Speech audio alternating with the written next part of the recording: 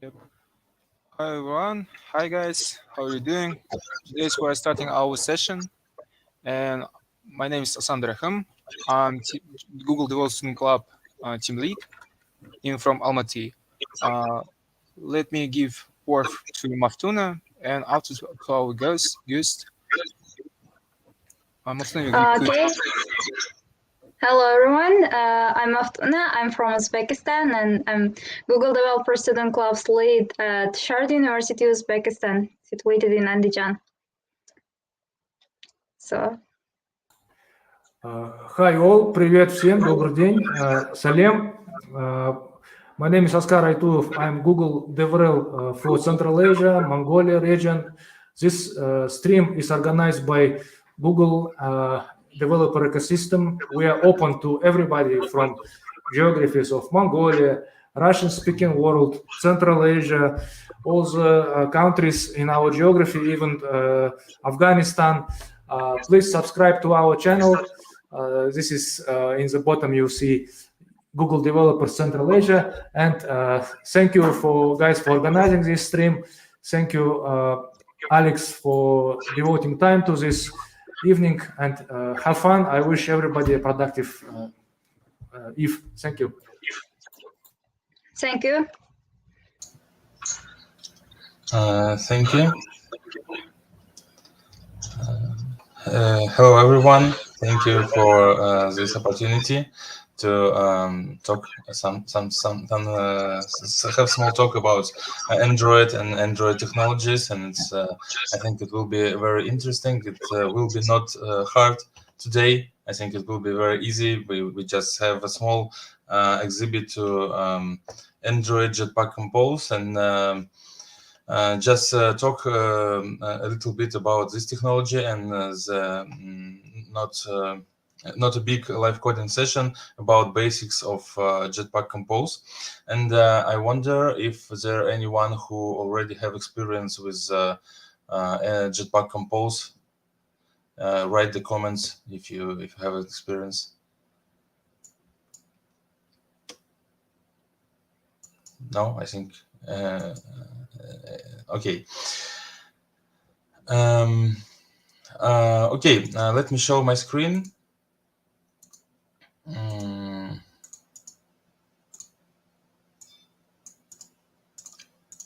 Do you see my screen? We has like a commentary like yes, some bit. Yeah, we has like experience in the space. Okay, nice. So maybe there are nothing new for us, for you, but okay. Let's start from the slides, because I think I need to say a couple of words about Jetpack Compose.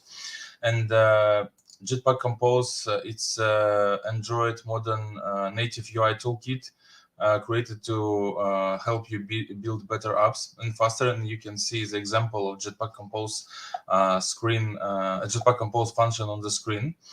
And right now we have Jetpack Compose version 1.3, and it's already in release, as you can understand. And why we need to use new technology, why we need to have a new UI toolkit, because we have all UI toolkit. We have XML, we have fine views, and etc. And the existing toolkit based on views has been available for over 10 years. And for these 10 years, our UI became more complex, became more, and user have higher expectation about our UI and UX of our applications. So for these 10 years, of course we have a Kotlin, beautiful language, beautiful modern language used in Android, and not only in Jetpack Compose, but in all of new Jetpack Google libraries. And Kotlin is very powerful language with a lot of good instruments for new opportunities, new approaches in mobile development.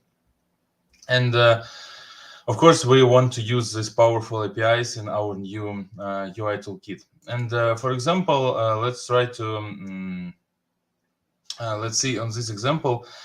Traditionally, with Android views, you would declare your UI in XML. For example, text view, liner layout, etc. And for example, if you need to, if you have a new data for your views, you need to find all of these views in your activity or fragment, and after that you need to set to every view a new state. For example, you need to get a text view and set the text for this with a function set text, or change visibility, or add something view it in an imperative way. And every time your state is changed, for example, you have a network request, or you have a database request, or some user interaction, you need to update your UI to keep everything in synchronization. And okay, it's okay if you have 1 or 2 or 3 views, but if you have a complex view, complex screen for modern, for example, in our modern Android application, you can it can be very complex.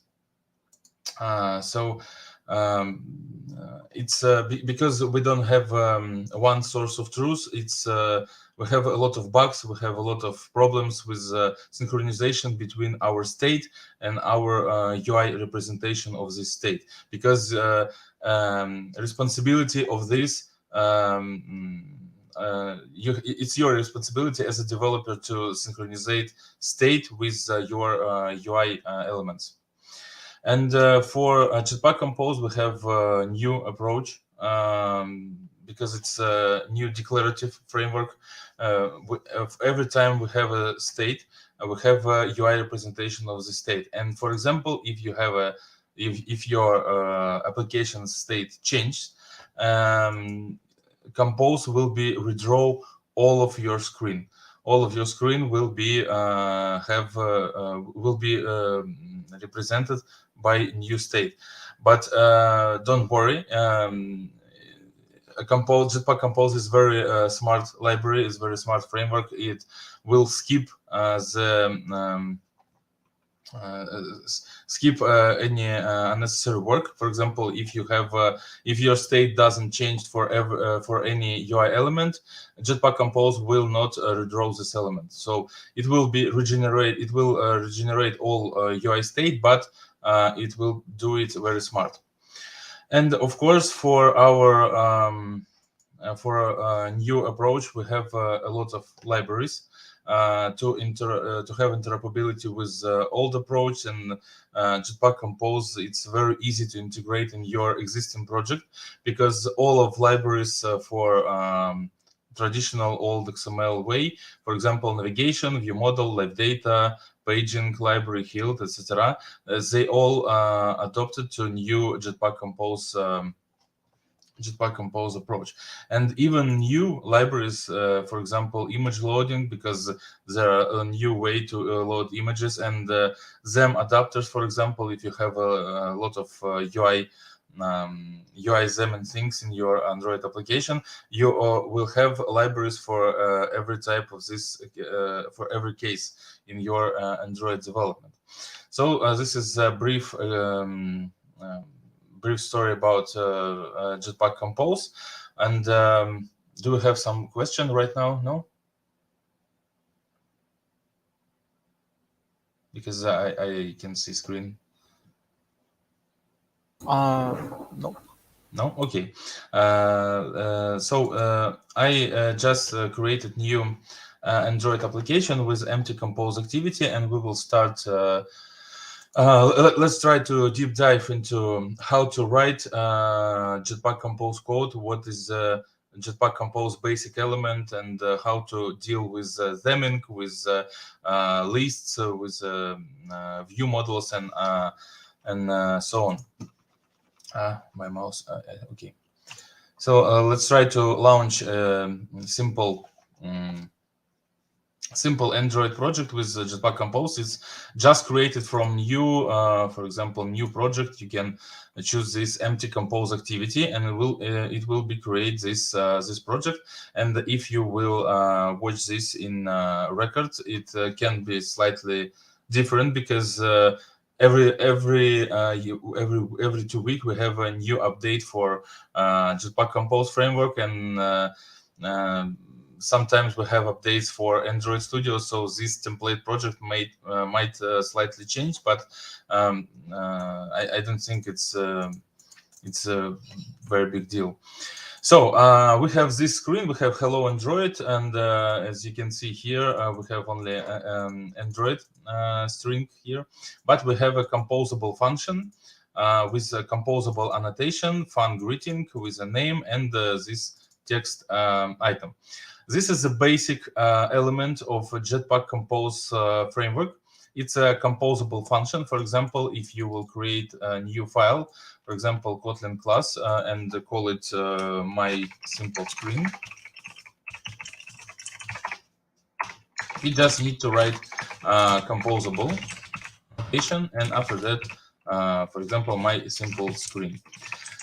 I think you notice that it's not a class, it's a function, and this is the first thing that revolutionary changed in Android UI toolkit, because right now we don't have a fragment or activity for our UI representation. Right now we work only with function, and you can split your function for example, for only one element. You don't need to write on the whole screen in your composable function. You can do this for every element. For example, you have line, view line, only with one text. You can write only this, and this will be a new composable function. So our new approach don't include the screen itself. It's some kind of traditional way to use a screen for composable function, because we don't change our mental model in one day. So for us, it's more comfortable to work with the screen. So I call it my screen, my simple screen. But you can split your composable function as small as you want. Okay.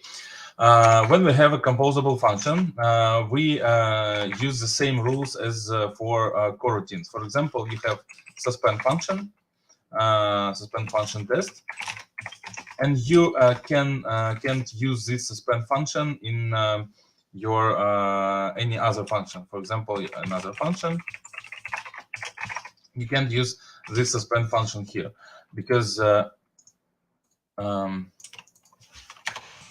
later says that suspend function should be called only from a coroutine or another suspend function. The same rules for composable function. For example, if you have a fun test UI and use here my simple screen, you will see the same error. Composable invocation can only happen from the context of composable function. So if you want to use composable function, you need to use it from another composable function.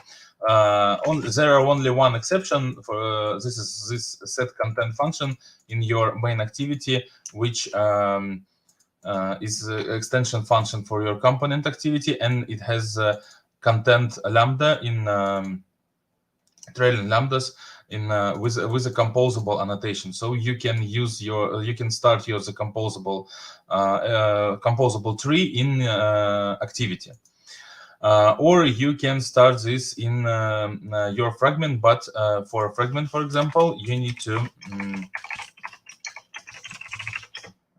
5 seconds. Fragment.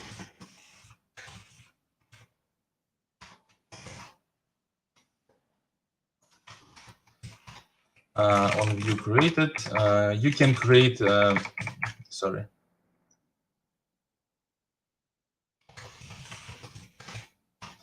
You can create compose view and apply for this set content function. So compose view, it's a view for interoperability with old XML approach. So you can create compose view in any place you want. For example, in your cell, in your recycler view, or in any view class. So you can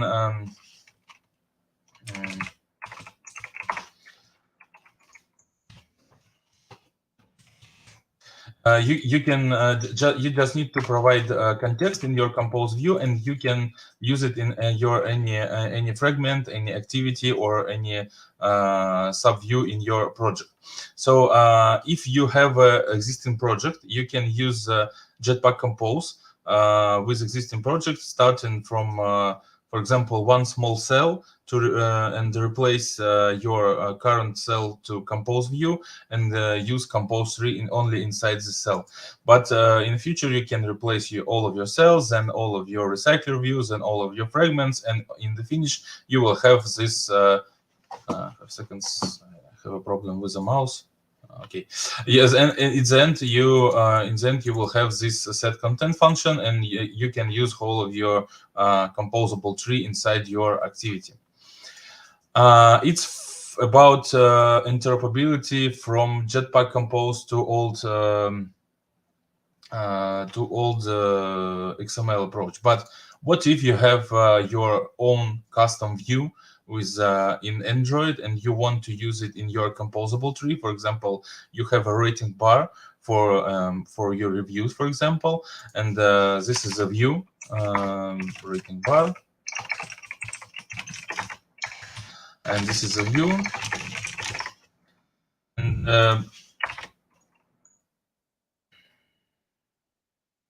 yes, you need this context.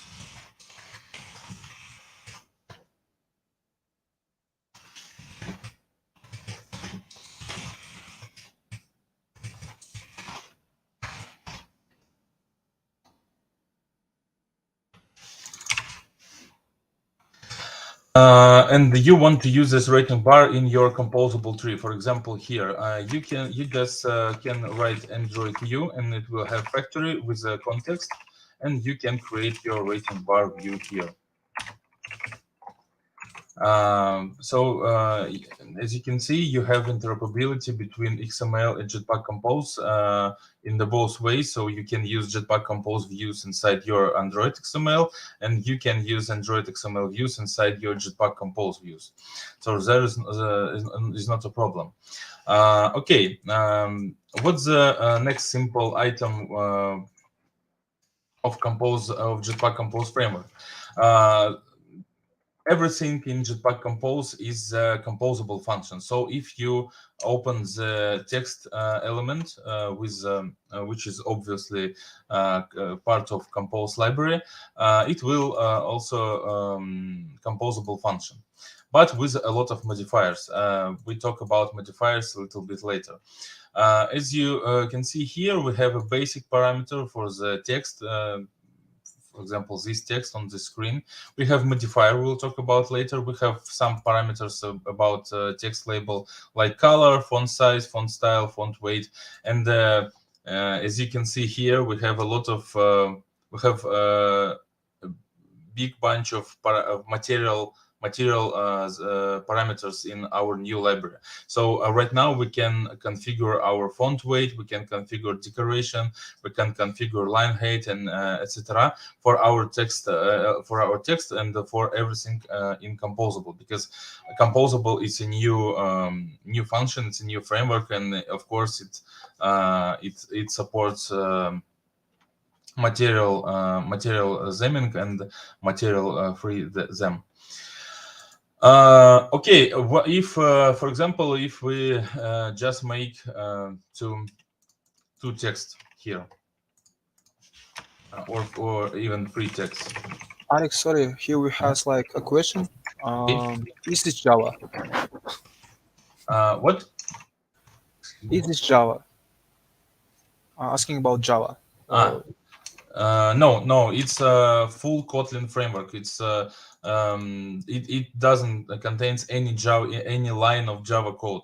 So it's only it's written full in Kotlin, and that's why we can use this Jetpack Compose framework for our multi-platform part. For maybe you know, JetBrains company adopted this Jetpack Compose framework to multi-platform. You can write desktop application with Jetpack Compose, and you can write web application, and from this year you can write iOS application with this Jetpack Compose code. So it's possible because we have a beautiful Kotlin multi-platform mobile technology, and Compose multi-platform is adopted for with the Kotlin multi-platform approach because of Compose written fully in Kotlin.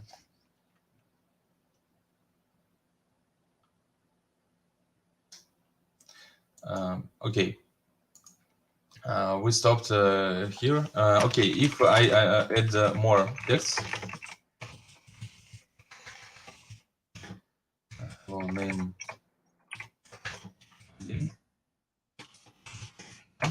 and we will restart this application. We will see three lines of text, one above another, and for this we have a lot of containers like linear layout, relative layout, and for example frame layout in old XML style.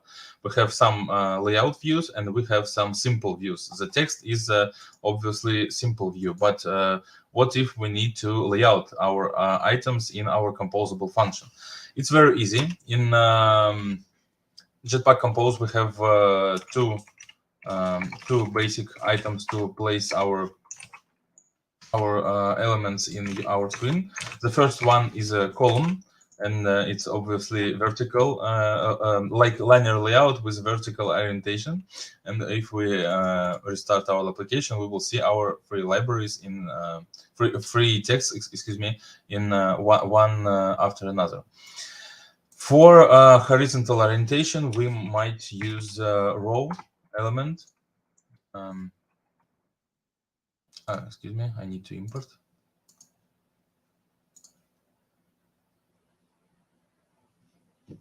Yes, and we will see our elements in the row. But what if we want to place our items in Z stack, in Z axis? So for this we use box. It's a very simple layout which places the element in absolute position. It's it will look like the first start, yes. But if there someone who used Flutter framework, can you write the comment, please? Who works with Flutter? Additionally, in there we has like one comment. Should we learn this framework one by one? One by one. Excuse me, I don't understand.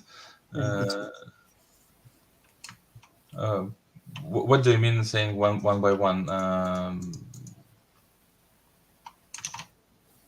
It was coming from Nuritbek. Step by step, maybe. Step by step, maybe. Yes, of course. It's Jetpack Compose is for. It's easy to start, but it's very hard to be expert. So I think yes, it's very easy to. You can, of course, you can to learn it step by step. For example, start with simple views with simple cells, and after that make for more complex and more complex screens. And I think yes, the answer is yes. But about Flutter. When you work with Flutter, you know that everyone is a widget. For example, you have column widget, And after that, if you need a padding, you need to make a padding widget, and only inside padding widget you will make a text. But in Jetpack Compose, there's different way to work with paddings and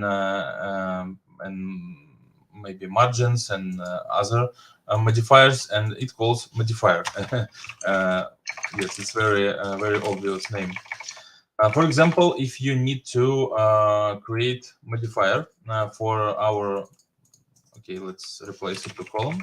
For example, we want to place our text not only one by one, but with some space. For example, for this we need to make, for example, padding for a central element, and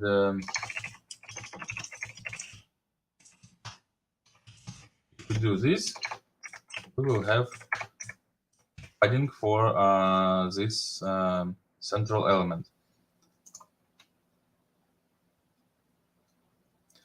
But there are a problem, because we not only have padding in our vertical alignment, but we also have padding in our horizontal axis.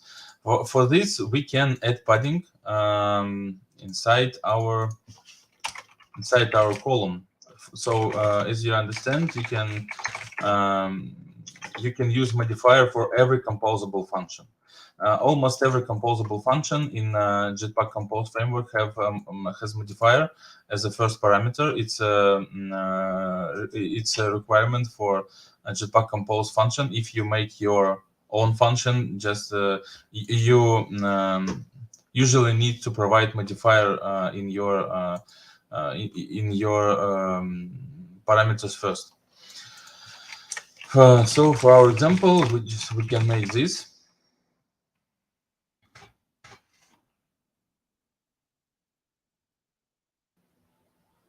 And we will have modifier for our column. But there is one special thing. For example, if we make a background modifier, because we can use background as well. So, for example, green with alpha 0.3, 0.3, and we will see this one green screen. But if we change the order of our modifiers,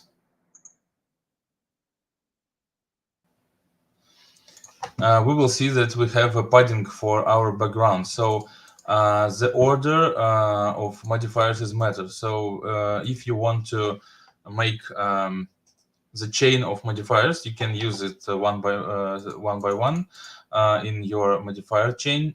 You need to make this carefully, because order of this modifier matters. So if you use background first, you will see background. Only after that you will it will apply padding. But if you use padding first, there will be padding, and as you can see, and only after that you will apply background. So use modifiers very carefully. Okay. There are a lot of modifiers actually. For example, for column you have blur, but this works only for Android 13, and you have clickable modifier. So you can in Jetpack Compose you can set the click for every view you want. But okay, in XML you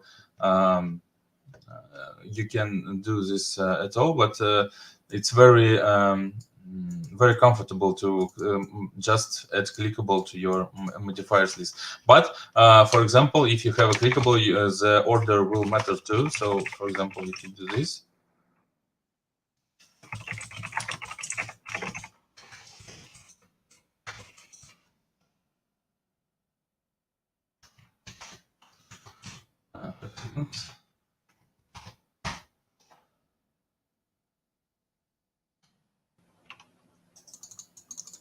you will see that ripple effect applies only for this surface, not with paddings.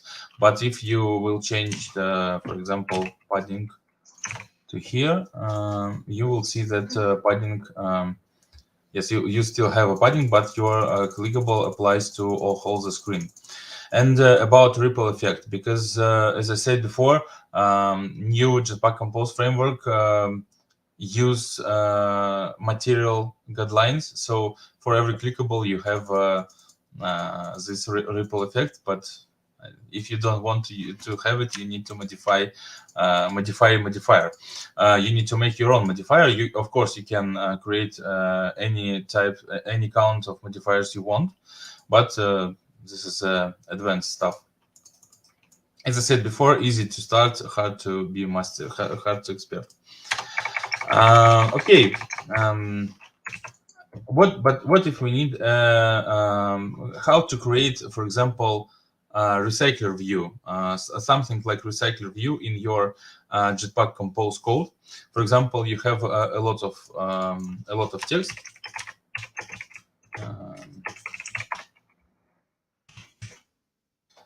For example, we will make this.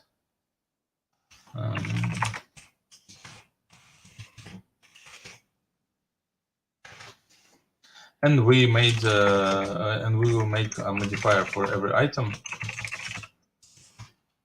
We can split. For example, we can make vertical 8 dp and the horizontal 16 dp. Or we can make padding for top, bottom, and left start end separately, if you want.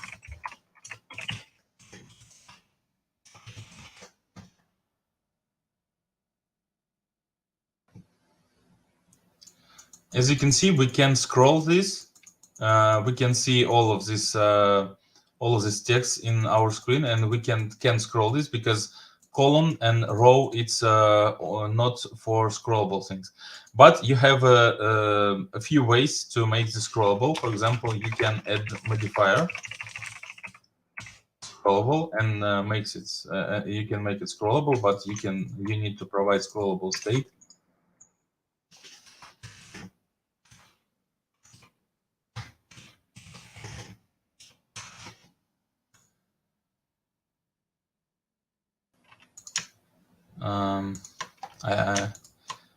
Yes, default scroll. I can't remember because the scrollable state is not a valid way to use this with column, but okay. This is one way. You can add scrollable to your every your column or row, but this is not a valid way because it's like create scrollable view in your XML with a lot of items. With a lot of items you made programmatically, but for the correct way is to use recycler view, because recycler view recycle your items and it don't don't render all of your items in one moment. It will render your items while you will scroll the screen. So for Jetpack Compose, you will have the same thing like recycler view. It calls lazy column. It's a widget. It's a composable function like a column, for example.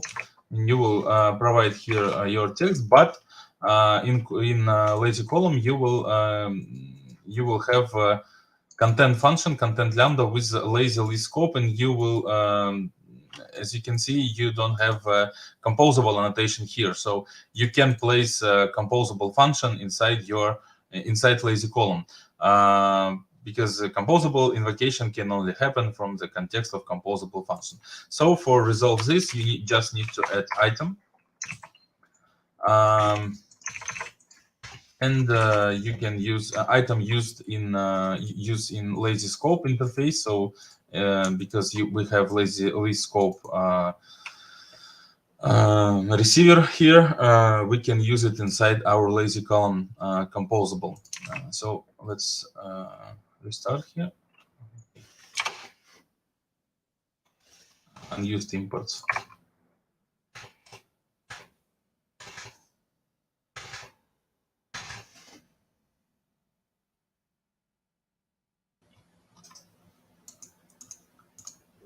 And as you can see, it's very fast. because okay, it's because there is a simple view inside our lazy column. But I think anyone who works with recycler view knows how painful can be use different types of cells in your recycler view, especially when you have a lot of types of view. For example, you have 10 types of your cell or 20 types of your cell. So in Jetpack Compose, it's not too hard. For example, we want to display different item, for example, different color for Android text and for iOS text. For example, we want to green color for Android, and for example, we have a gray. We want to display gray color for our iOS function, or we want to add different images, for example, or we want to display different types of our items. Okay, we in Jetpack Compose we can combine our logic and our display mechanisms in one function, because this is a simple function, like is usual default function in your Kotlin language. For example, test, you can write any conditions, for example, if true or something else, or use when expression right here, and use different cells in your lazy column based on some conditions. For example, we want to make this.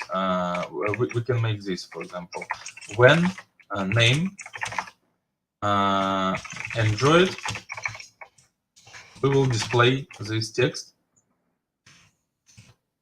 with foreground with the text color green, and if we have iOS, we will display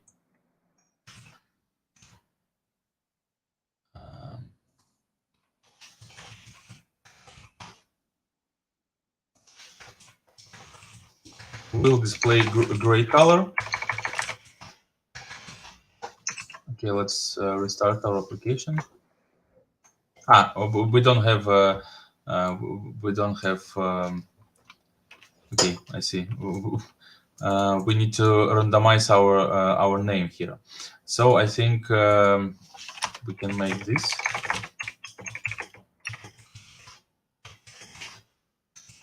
And we can just move our lazy column here, for example.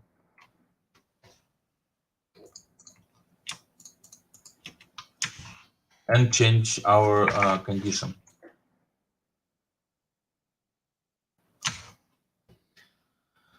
Okay, we don't have name here. We can use if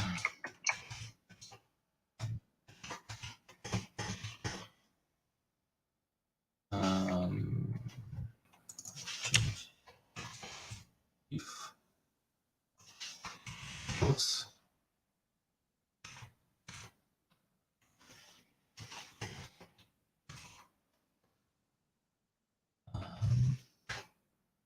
Just change our condition if we have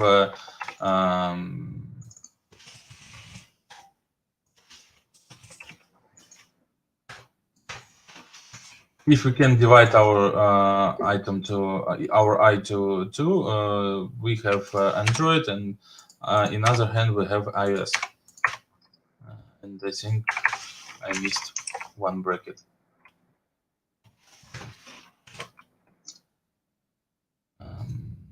Sorry.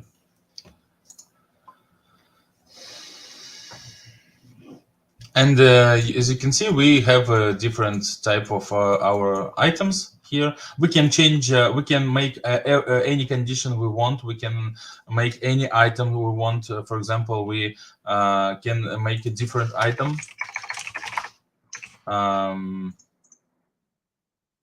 We can change this condition. We can place it here. And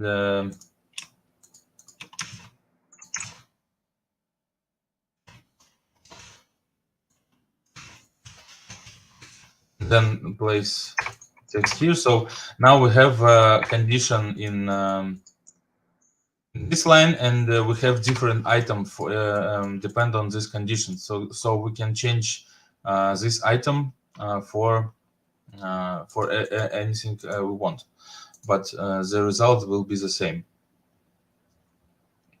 Of course, this is not a good way to work with Jetpack Compose, because we have a lot of spaghetti code here. We have a lot of brackets. So as I said before, we can split our Jetpack Compose function to small things you want. For example, we can composable cell Android cell, and we can make composable for iOS cell. And of course, because it's Kotlin, we can use different top-level function, because it's obviously top-level function. It's not it not belongs to any class. It not belongs to main activity. It's just a top-level function. You can use any modifiers, any visibility modifiers for your function. For example, internal or private. And if you use private function, you can still use it in this file, but you can't use this in another file. For example, we can move this.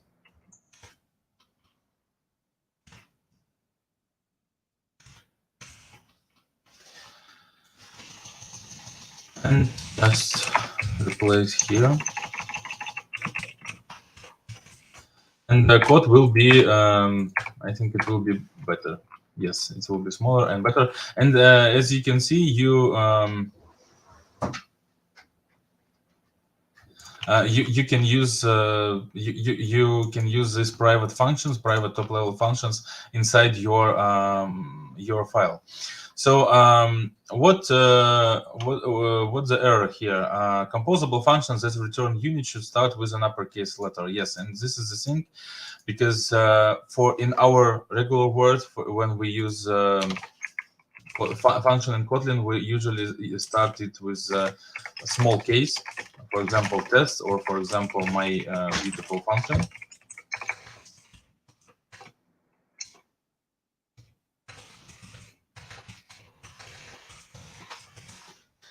But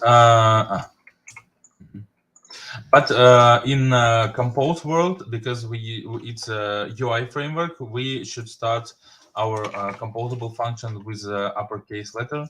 This is a good code style for compose functions. And if you don't do that, you will see this warning to change your name. Okay, but let's restart. But what can we do to make this code more beautiful? For example, we don't want to place item here, because item is obviously part of the Android or iOS cell. So, but if we make, for example, here,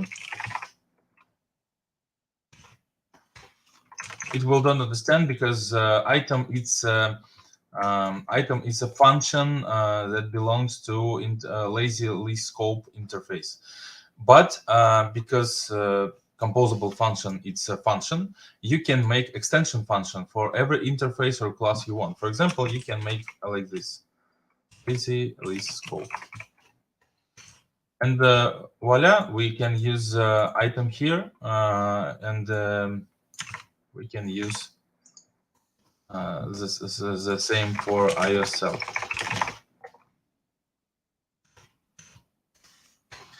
And we can remove it here.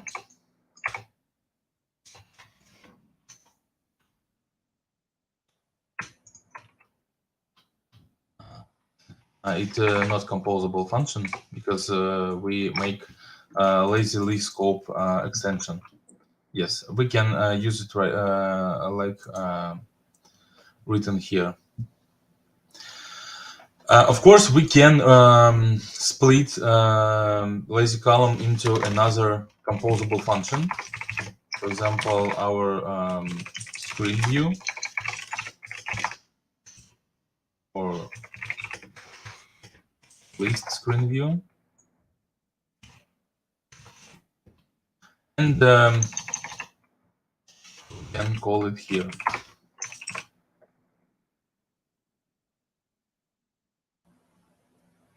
Yes.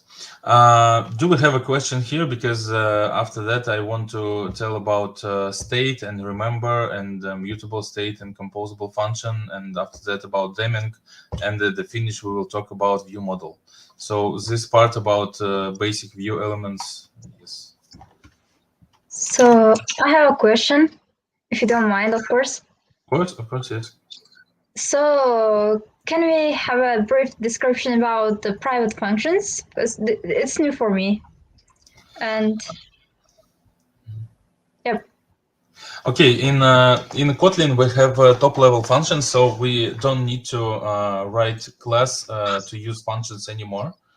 For example, in Java, you need to write a class first. For example, my class, and only after that you can make a sum function.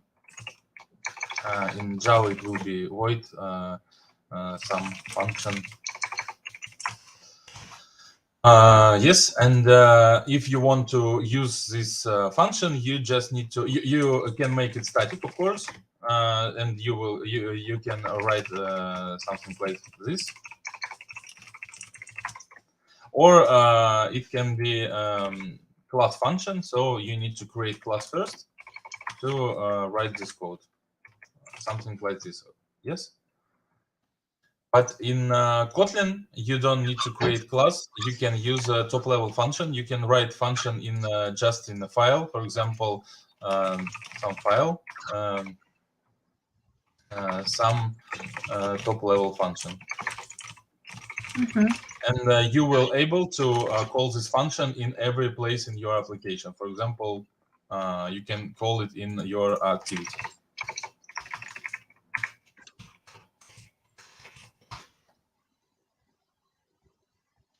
And how it works under the hood. When you compile your project, for example, yes, for this top-level function will be create a file, something like some file kt class, because it's Kotlin, and it will have a static void function, some top-level. So because every function, if you, for example, add another function in this file, for example, another top-level function, yes, it will be added to this this some file kt. Some file was taken from this name, and for Kotlin compilator, it's not a big deal to work with private. If you make a private annotation here, private keyword, so it will be private only for this file. So it, or if you use, for example, internal, it will be internal only for this file and when placed. So for example, in another model, you can't use this another top-level function. But if your class in the same model with some file, you will able to use this another top-level function. Yeah, thanks. And one more question about terminal usage here. Terminal? I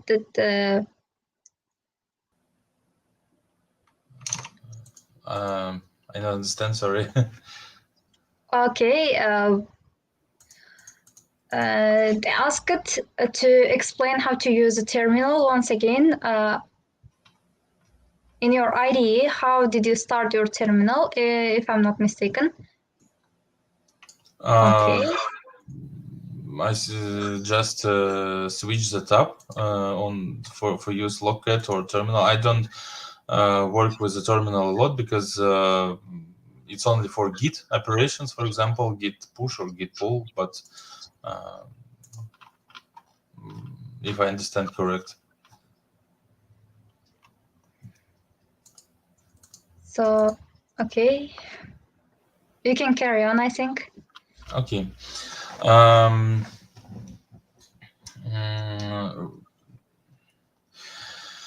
Sometimes, if we, of course, we work with the data. We work a lot with the data. For example, we make a remote request, we make a call to database, and Jetpack Compose has the special way to work with the data, because all we have here is a function, and this is function not only in like a developer's function, it's a mathematics function, because for Jetpack Compose and for example Flutter or a Swift UI or React, we have the same rule. It looks like UI. It's a function of data. It's a general description of declarative frameworks. Function here, it's a mathematical function, so you can restore any state of your view if you have the same data. And I show you one example. For example, we have a text field here. Text field for input something in like in your login field, for example. And how do you think if I write something in this emulator, will I see if I make a press this button, will I see the result in the screen like in XML? Try to guess in comments.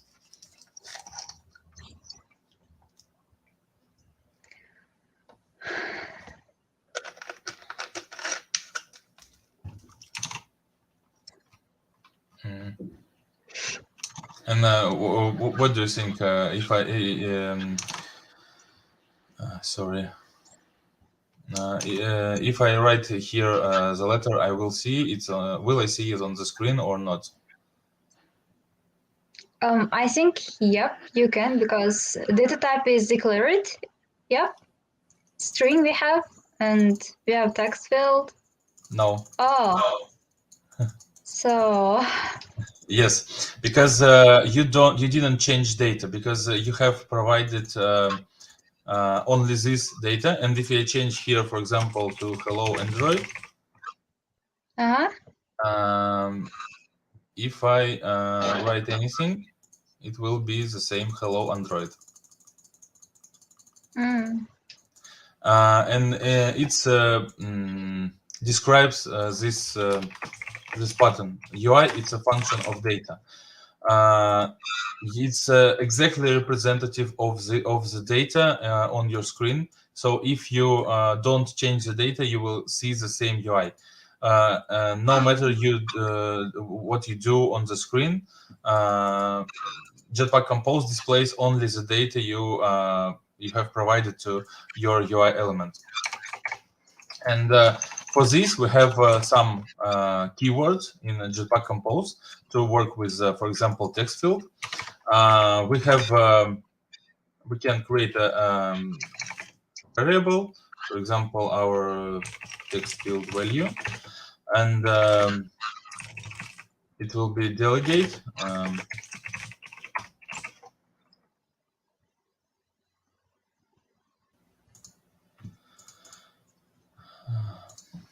I think a little bit magic here, but I will explain it later. If we do like this, we will see that we can change our text field,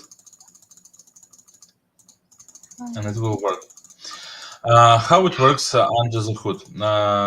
Here we can see one delegate, one remember keyword, and one mutable state of function. And we will start from mutable state of function. In Jetpack Compose, everything you want to store, you want to change, should be route by a state object or mutable state object. And the function mutable state of returns this mutable state object. So when you change something here, for example, and in your mutable state, the UI element which subscribe to this state with hidden subscribe, because you don't use subscribe keyword or something else, but when you use this text field in your UI element, it have a subscription to this mutable state, and when it change, this text field function will be called again, but with a new value here. So it calls a recomposition. So because we use Jetpack compose, and this is composable function, when you recall this composable function, it calls recomposition. But I think the more understandable word is recursion. And it's almost the same when you make a function and create and call this function again and again and again in your stack. And you can see here it says this is a recursion. And almost the same for Jetpack compose. When you change the mutable state, it will be recall this text field with a new value. And that's why it uses a function instead of class or something else for Jetpack compose. But why we need to use remember keyword? For Jetpack compose, we have a new slot API to handle data. A slot API is it's an endless array with UI elements, with some data for UI elements. This is a big talk about this in Google presentation in, I think, 2021. Maybe I will share this video later. I think we can add it to description to this video about how slot API works. But every time you want to save, because when you call a function inside your function, obviously you can't save your data. So when you use remember keyword, the mutable state will saved into a special array. And after that, when you make a recomposition, it will be taken from this array and placed into text field. So if you want to save your value through the recompositions, you should use a remember keyword for anything. For example, if you want to save, I don't know, counter.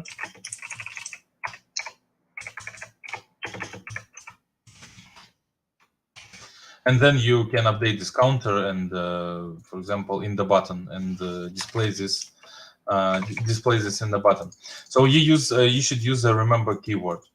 And if we go to the remember, you can see that you have disallow composable calls annotation here. So you can use composable functions in your remember only for data. And as you can see on the screen, we have a special entity called composer. It's appears after compilation of our code. For example, for a suspend function, we have callback instead of suspend keyword. For composable function, we have composer in compilation time instead of this keyword, instead of this annotation. And as you can see, it's just save to cache of the composer anything you placed here. So for remember, you also have a keys. For example, you have a key and for 2 keys and 3 keys, and this key is needed to save value between a recomposition. For example, we have a counter here. We place count here, and it will change remember only when count changes. So that's why we use keys for our remember function. I know this is hard to understand at first, but it's some advanced stuff. So if you will start with Jetpack compose, I think you will no need to use this keys for remember, just only this very simple line. So and this is of course this is operator function, so you can use it in different ways. For example, you can write something like here,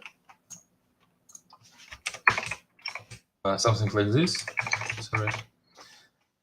And if you use this, you will need to use count value, because count will be a state of integer. These types of count. But if you use this operator function, you will have a row type of mutable state. So here you will have a string.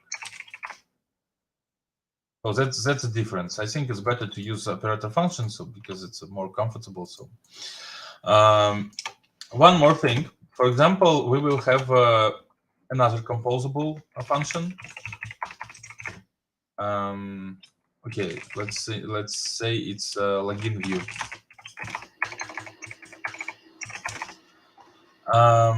And we can do this a few ways. We can call login view here, and we can place a text field value here, and place inner logic inside our composable function. It will be stateful composable function. It will have some limitations. When you have inner logic in your component, for example, you can't handle this in other screens or in other situation, and it can be a problem. So, for example, you want to make a filter function only in one of your screen. For example, we can change this for our text field view, and we have two screens. For example, we have a composable screen. We have a login view or login screen, and we have I don't know, account view, account screen. For our login screen, we want to make a filter for our text field, because we want to make email. We want to input email in our text field, or a phone number or card number. No, I think for login screen we want to place for phone number, for example. And for account screen, we want to place another filter. We want to use, for example, card filter, card number filter to our text field view. But if we have a text field value placed inside our text field view, we can't do this, because all of logic placed here. But we can do something like this, for example, and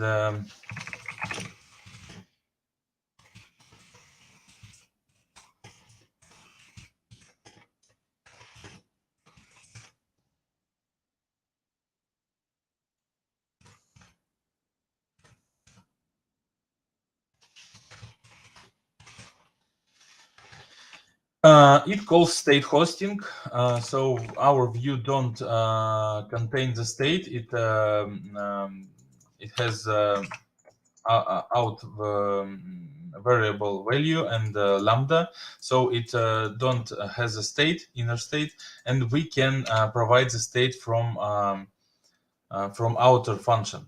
So for login screen, we have obviously something like this.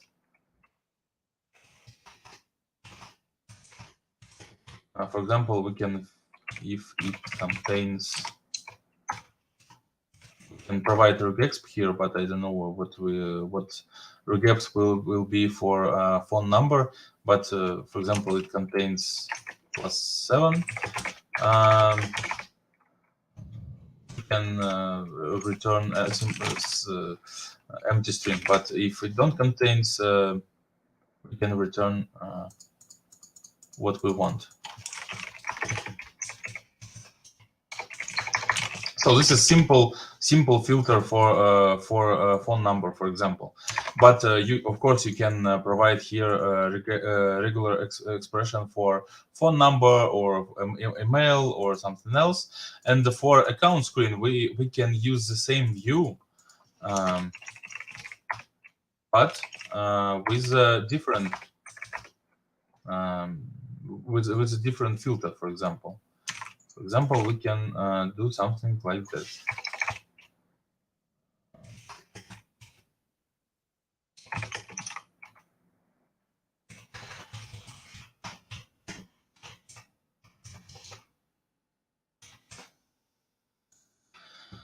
So we can use one view in different screens with a different logic, and we can do this because we use state hosting for our Jetpack Compose function. So state hosting, it's when we don't have inner logic in our component, we place this logic to our call function. So I think it's clear, but there are a lot of cases when we use a state hosting. For example, in our production screens, in our production functions, we use stateful screen, for example, login screen, and after that we use a login view inside this login screen. So this is another example of state hosting. Okay, let's talk about previews, because it's a very powerful mechanism for Jetpack Compose. For example, we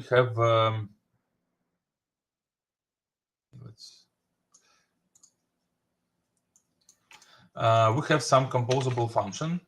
For example, my simple screen with a text, hello Android. And we can create a preview for this screen, only for this screen, without we don't need to create whole application to watch how it will looks like in production. We just can create preview, and for example, my private function. Try to use private function to preview, because previews will don't appear in your production code. And here we can create our simple screen function, and if we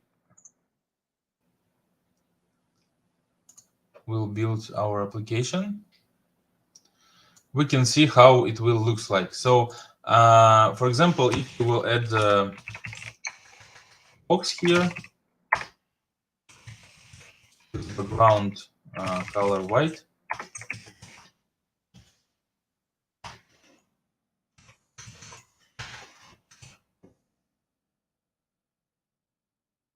so you can see how your screen will looks like in production without the restarting application. And when you work with production application, for example, and you make the screen inside the screen, inside the screen, inside the screen, you need to, every time you make a slight change in your screen, for example, in your UI, you need to restart application and then click inside this inside your navigation flow to open the screen to look how it was changed with your code. Right now, you don't need to do that. You can use you can use preview, Jetpack Compose preview, and it supports theming. For example, if you have some them values, you can just wrap your code inside your them, and it's a very beautiful mechanism. And of course, you can do a lot of previews. For example, we have my simple screen with a color, and we have text color to this color. As you can see, the compiler shows an error that you don't provide a color parameter. So we can provide red here. For example, it will be my simple screen red. And you can create another preview.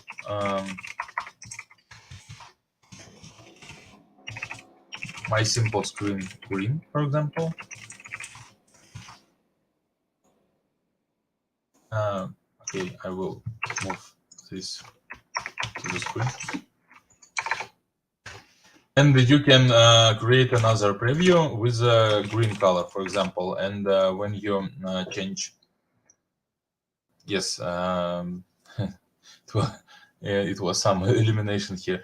And you will see the two previews of your screen with different parameters for your composable function, with a red color and with a green color. And you, of course, create more colors for this, and check how your screen will look like with different parameters. It's very useful when you use when you create, for example, the cells.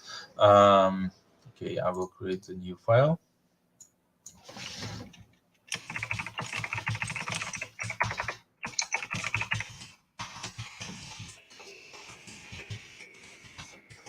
And of course, it will have different parameters. For example, we have a username, and maybe you are worried that your name will be correctly drawn when, for example, username is too long, and it can be it's more long than you have a screen. So you can make different previews for this to check this situation. For example, how your username will looks like with a short variant or with a long variant.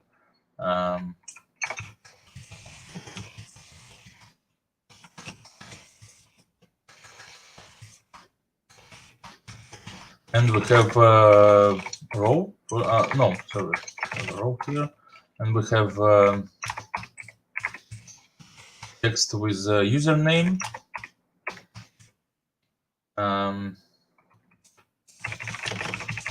With the weight DNF.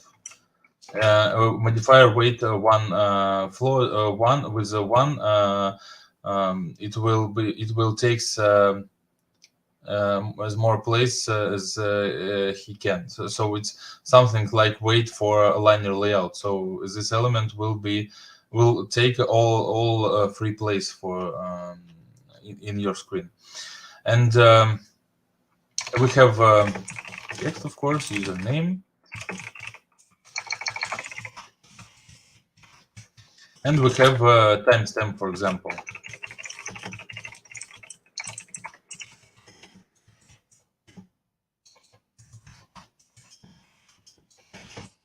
Example, it will be, and we can make different previews.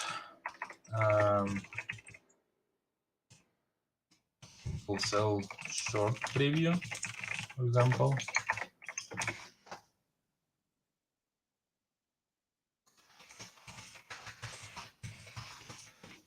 And simple cell long preview. And we can call this cell with, for example, Alex, and with, for example, long name.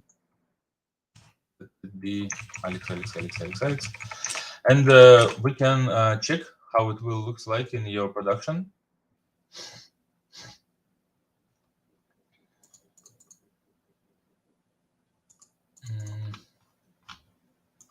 Something goes wrong. Sometimes you have a problem with the preview because it don't draws. Yes, and you can see that you will. Sorry. You can see with a long name, we obviously have a new line, and maybe it's not what we want. We want to make a trailing commas here.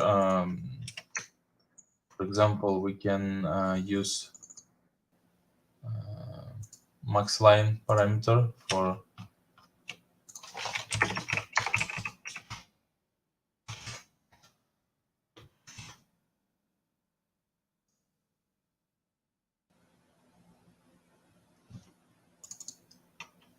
yes, and we can change overflow.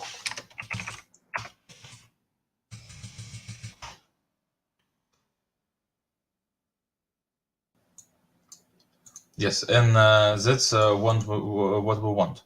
So the preview is a very powerful mechanism to check your cells or check your views or check your screens before you will see this in production, for example. And it's very powerful to use this with a design system. For example, you want to see how your button will looks like in different states. For example, you have for example, active state, enabled false state, and etc. And when you want to check all of these states, a preview is the best way to use. Okay, so let's talk a little bit about Zemming, because I says about them today. When you create the new project, you will see this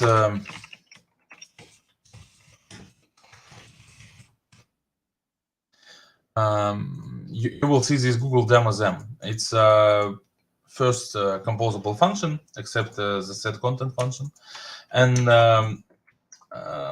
it supports dark them by default.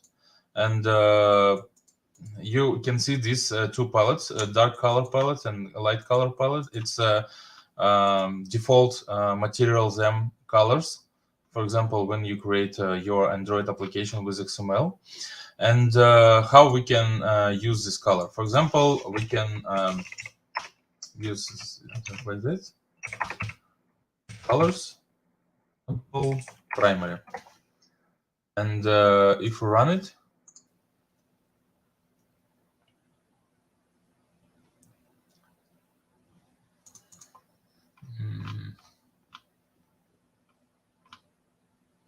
something goes wrong.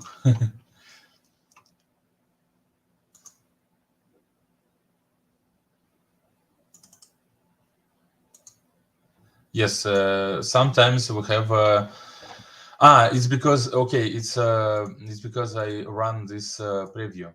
Okay, it's my fault. Yes, we can see this purple color from material them, and we can, for example, change it here is dark. Sorry. For dark them, we can provide true, and it will change our background and our primary color. Yes, and now we can see this in our dark them.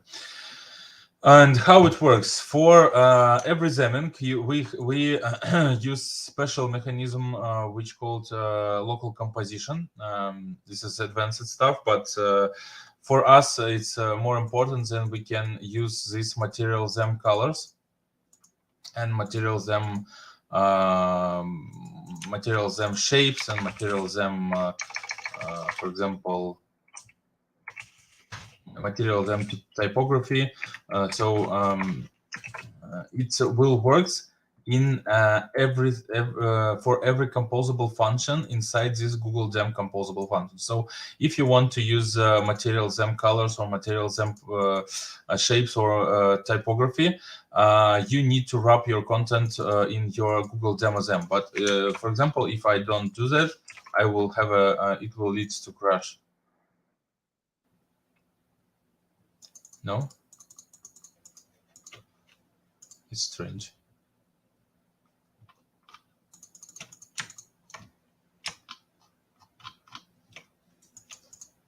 Something new. Okay, that's that's why I like live coding, because you can have a strange behavior in your inside your presentation. Okay, but in our application, if you don't use the Zemming, it will collapse your application. So to work correct, you always need to wrap your content inside Google Dem Zem. And if you see the default preview, it also with Google Dem Zem, because usually it needs to work with material them colors or material them shapes or typography. You can create your own them. for example, you can, for example, create colors here or change it here. You can change your shapes here in this file, and all of this will be united inside this Google Demo Zem, and you can create your own Zem, for example, or change color in material. But if you want to create this, you can find the video on my YouTube channel. Subscribe if you want, but sorry, it's only there is only Russian-speaking videos. But if you know Russian, you can check this video, and this video about how to create your own Zem if you don't want to use material Zem, for example. For us, more important than that we can switch between dark and light Zem in just only one parameter. For example, we can create, we can combine it with our remember and mutable state keywords. For example, we can write here is dark Zem.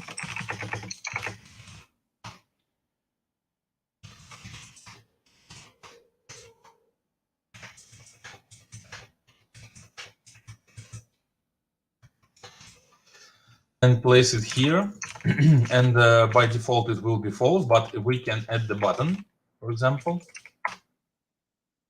We can create a column here, create text, spacer.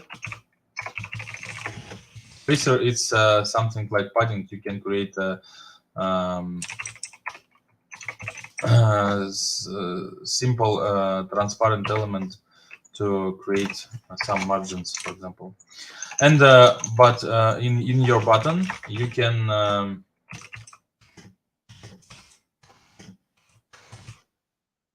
in your onClick function, you can switch your dark Zem to another, to for example, from true to false or from false to true. And when you will click this button, it will change this mutable state of, and it will redraw all the tree.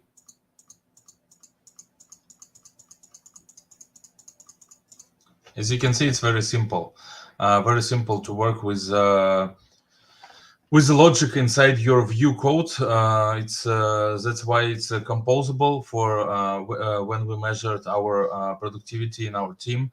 When we started to use composable in every screens, our productivity increases by something like 30%. It's because you don't need to separate your logic and your view, and you can create a very complex views inside your project just by combining, for example, a view state and view inside your inside one composable function. Okay, I have the last one part about architecture components, and do we have some questions in at this moment?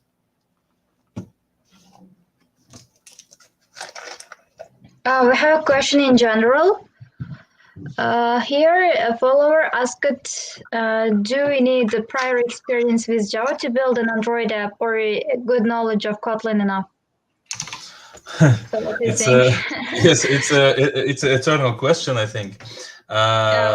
Yes, and when we talk about Java ecosystem, we talk about JVM, Java Virtual Machine, and we know that in Android we have a special Java Virtual Machine like Android Runtime right now, and we had Dalvik Virtual Machine before.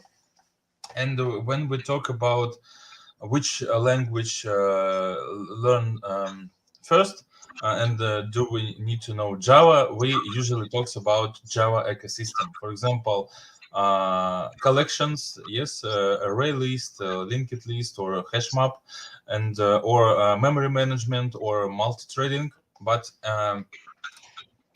you can learn these things from Kotlin too, because Kotlin also have collections. Of course, it has the same garbage collector for Android and the same multi-threading. But right now, Kotlin is the official language for Android development, and all new frameworks like Jetpack Compose, like Jetpack libraries itself, for example, data storing or other libraries, written in Kotlin, and all new projects started with Kotlin, and and a lot of old projects was refactored to Kotlin. So I think right now, and from maybe 2 years ago, the answer is start with Kotlin. If you want to become Android developer, I think Kotlin first, of course. After that, when you learned Kotlin basics, you need to deep dive into Java ecosystem. But I think if you know Kotlin, there is not a problem to there's not a big problem to learn Java, to understand Java code, and but the common things for every JVM system, like garbage collector, like collections, like multi-threading, you need to know this. But it's not about Java, it's about JVM. So I think Kotlin first is the answer. So thank you.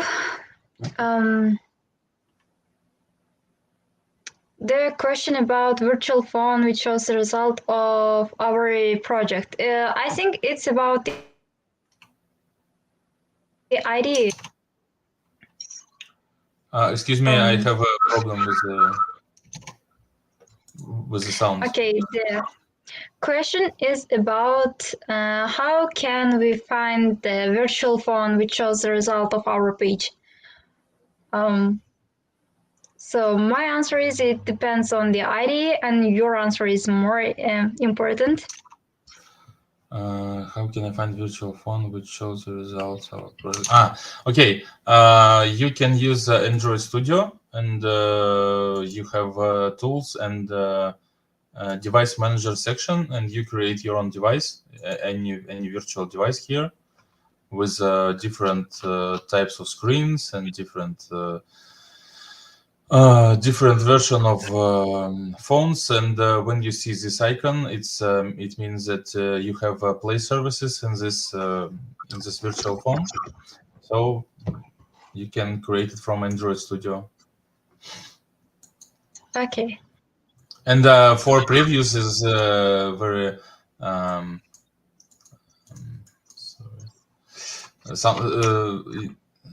you can change the phone here. Okay, no, doesn't matter.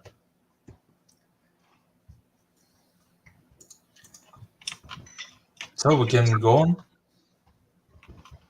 We can. Okay, the last part about architecture. Of course, in our real world, we work with complex applications. We work with a lot of screens, a lot of logic, a lot of requests, and etc. And for this, we usually use pattern model view model, or model view intent, or something like that. Maybe for old application, we used the model view presenter.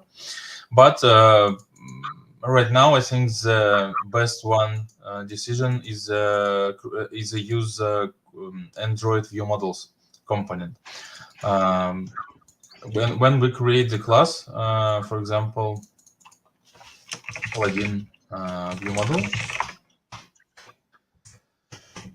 we will inherit it from Android view model with from Android X lifecycle package. And of course, you can create your screen, for example, my simple screen with this view model.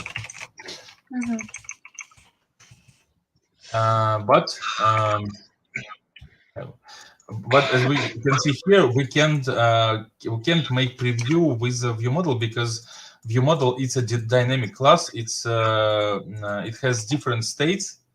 So it has a lot of logic. It contains inner state, so you can create a preview for screen with a login with a view model inside. So what we can do with this, we can create another composable function here. For example, private my simple view. And for this, we can create a special class with plugin view state suffix, and it will contain the state of your screen. For example, you will have a login value, password value. Let's imagine a simple login screen, and is sending state. For example, we can provide default implementation to this.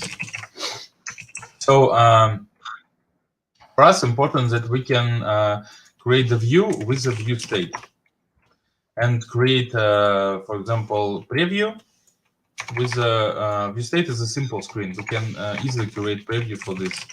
For example, we can create a simple screen with a simple view with a view state with some parameters. Login value, for example, my email.com. Password 1345. Don't use this password in your real life, and it's sending false. For example, and we can look on the preview how it looks like, but we don't create any UI, so right now we don't we can't see this. But okay, let's make a simple UI for this. Okay, we have a text field with the value view state login value. We don't will use on value change right now. We can provide for another, okay, let's do the spacer.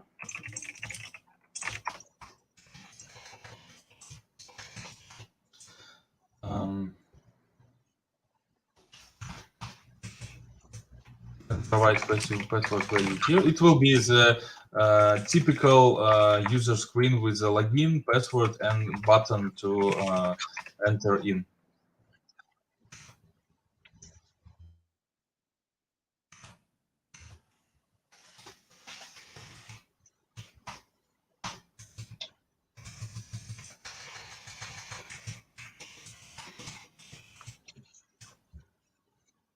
Okay, we can wait here. Yes, we can see that we have some problems with the screen because, for example, we don't have a background.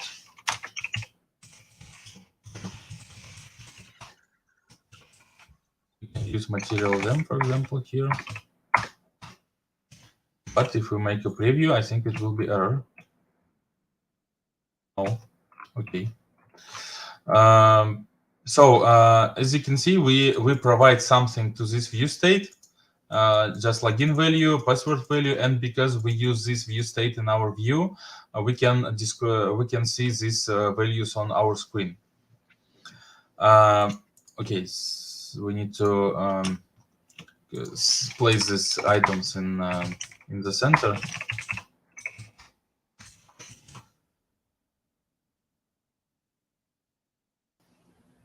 It's a typical login screen for every application or every website. I think you saw this a lot of times. Okay, how to work with a view model with, for example, this screen? Yes. Inside view model, we will create a new flow. This is a coroutine flow. Call this view state.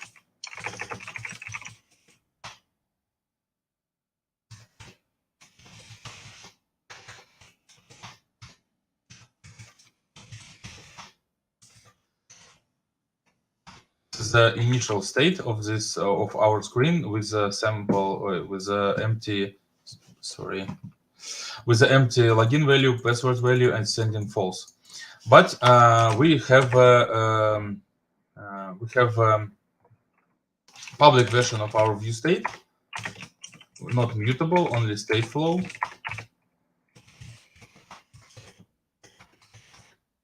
So we can change view state from our login view model, but we can change our view state from outside. So that's why we use underscore view state and view state for only one class. And for work with any declarative framework, it's very good to use unidirectional flow architectures like model view intent, for example. We have a lot of unidirectional flow architectures. It's the Elm architecture, it's Flux, Redux, and so on.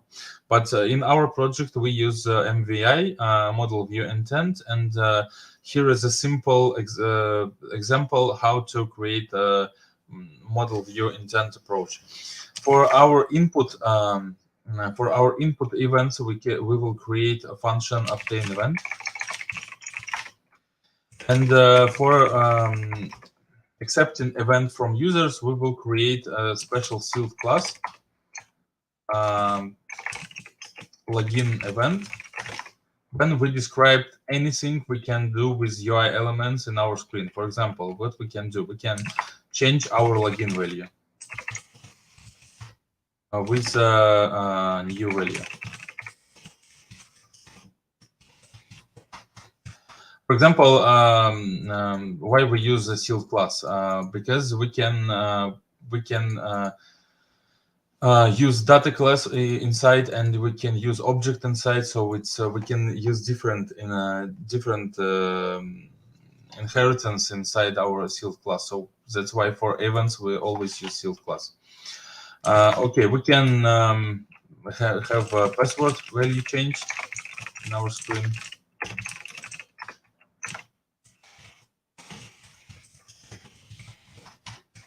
And we have send button click without parameters, so we use object for this. And here we just obtain event. We need to provide our event, and for our event, for every event we will have a private function. So for our view composable screen, we have only one function to send user actions inside our view model. So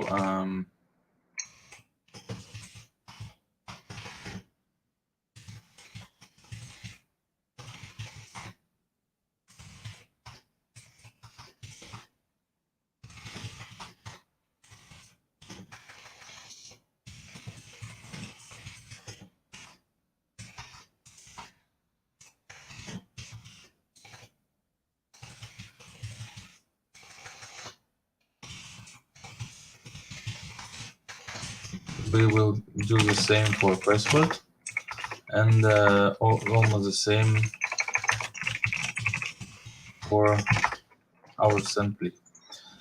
And because we use the latest Kotlin, we can't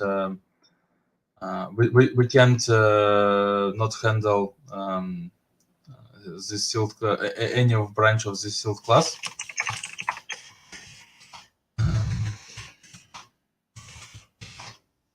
From Kotlin 1.7, we need to add else branch or add every branch of our sealed class.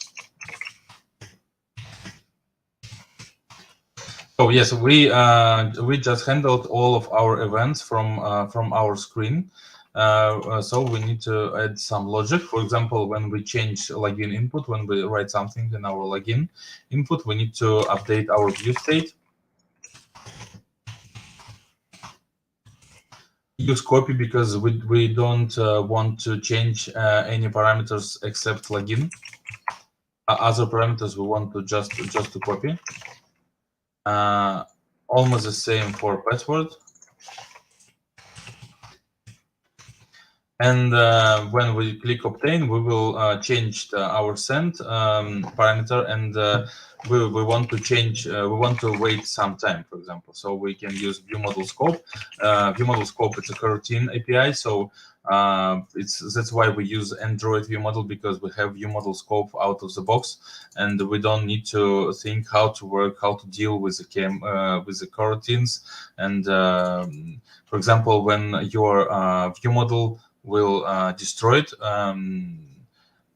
according to your Android screen, Android lifecycle.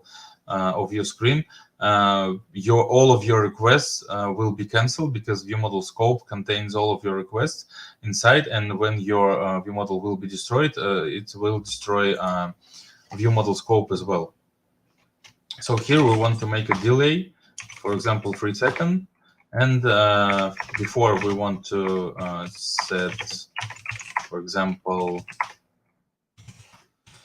sending true, and after that we want to make is sending false.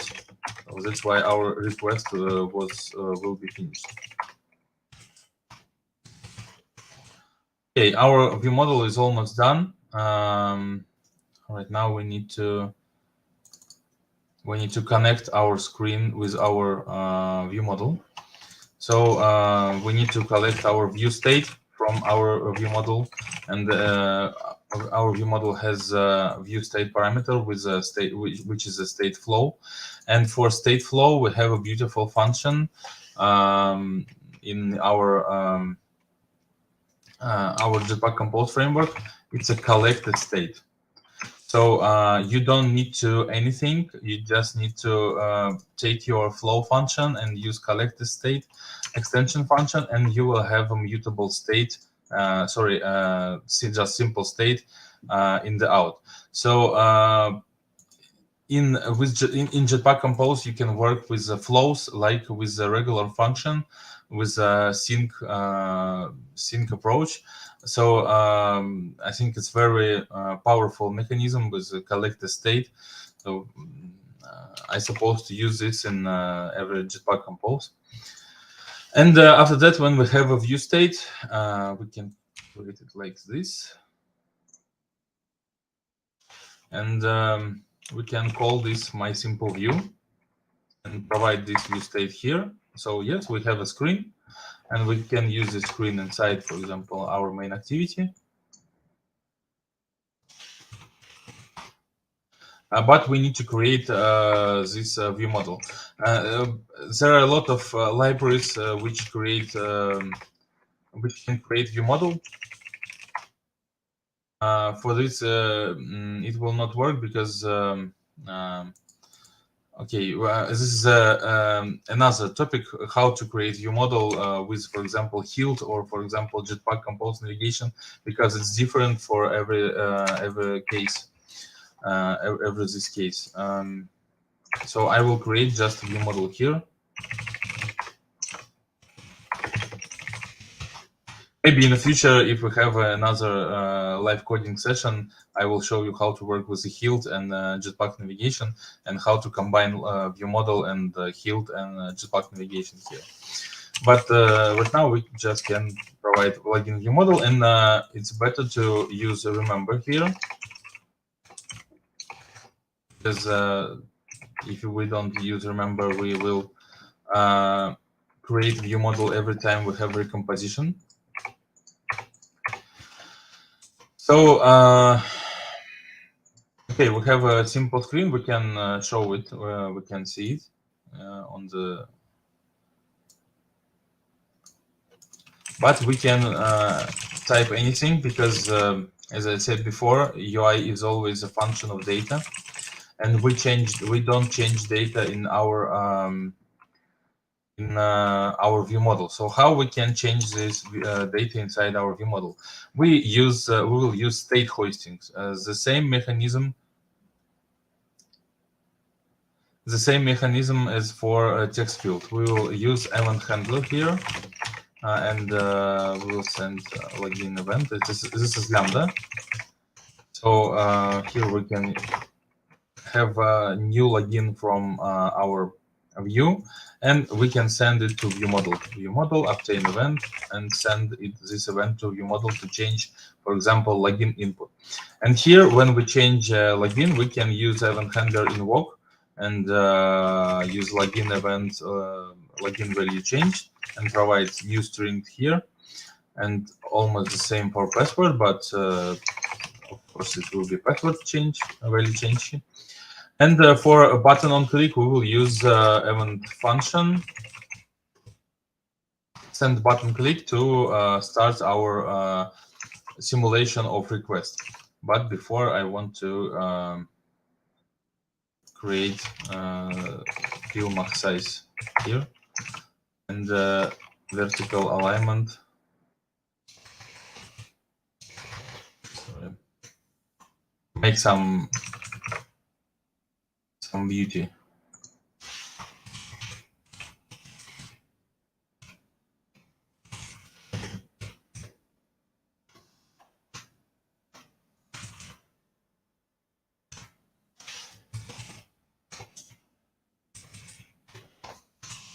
Okay. And we want to make this button disabled when we send, of course, because we don't want to change our request while sending. So we said that enabled button will be opposite of sending. So if we're sending something, the button is disabled, and and vice versa. And the same for text field.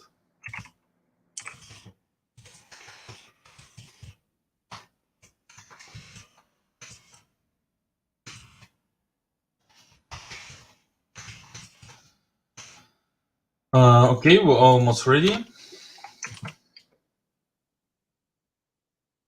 Yes, of course. We because we changed our simple view, we need to change our preview, because if we don't do that, it will not compile.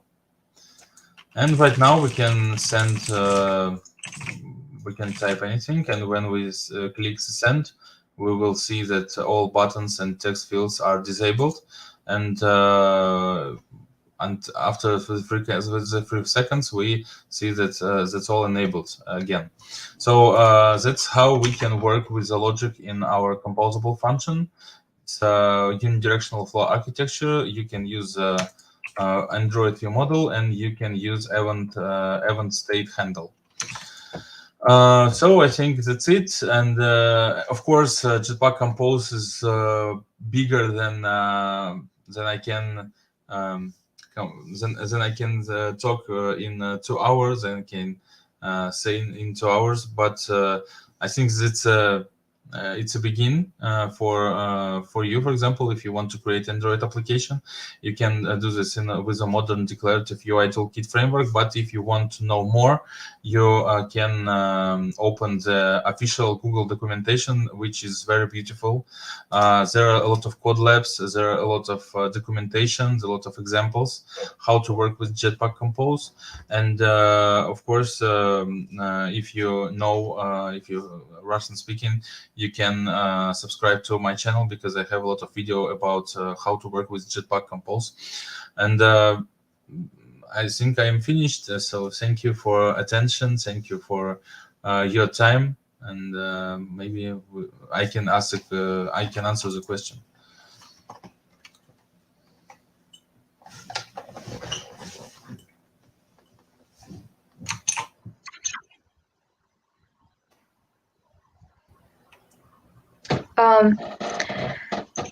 I think we have no questions.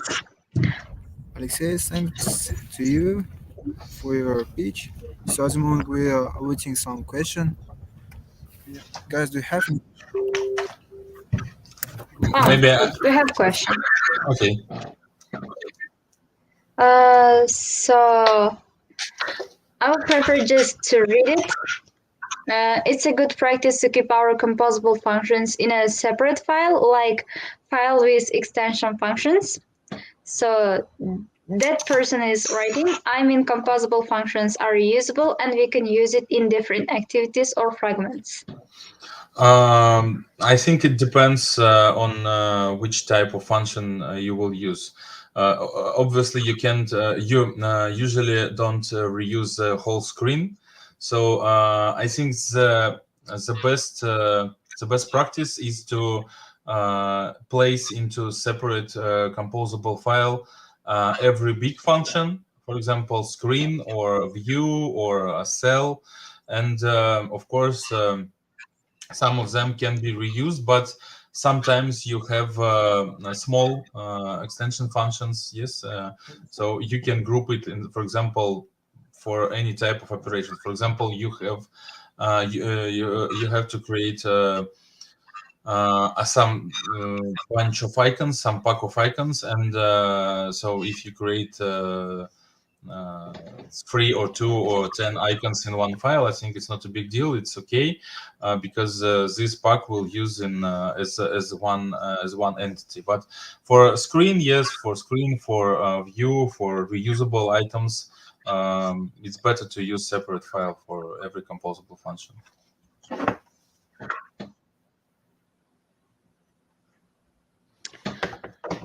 Okay.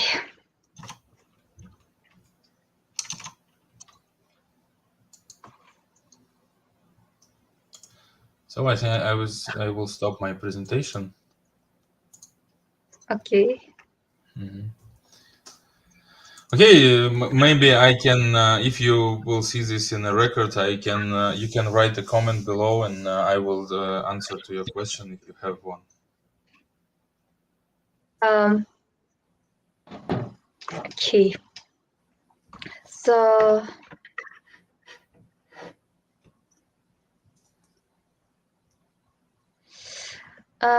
there is a problem with Abdirakhym in his connection. So I think we can finish our live session here.